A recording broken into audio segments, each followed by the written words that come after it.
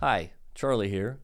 Today I want to talk about the prosecutor's formula for figuring out what to offer as a plea bargain to someone charged with a DWI.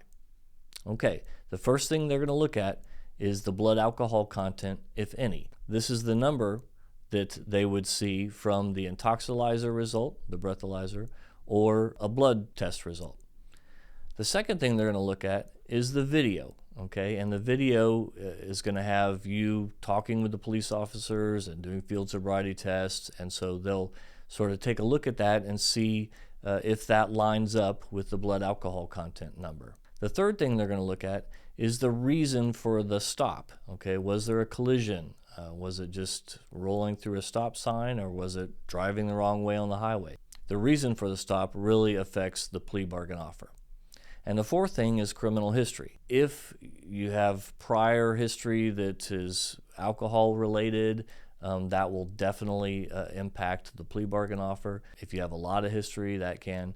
And then basically those four categories are what the prosecutors look at to decide what plea bargain to offer.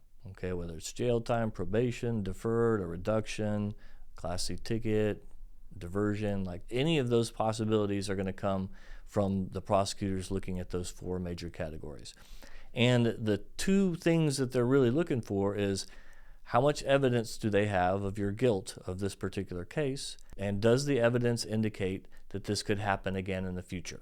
Okay, because if it does sort of give them the sense that this is something that's going to happen again, the prosecutors want to be more tough on you to basically convince you to change your behavior.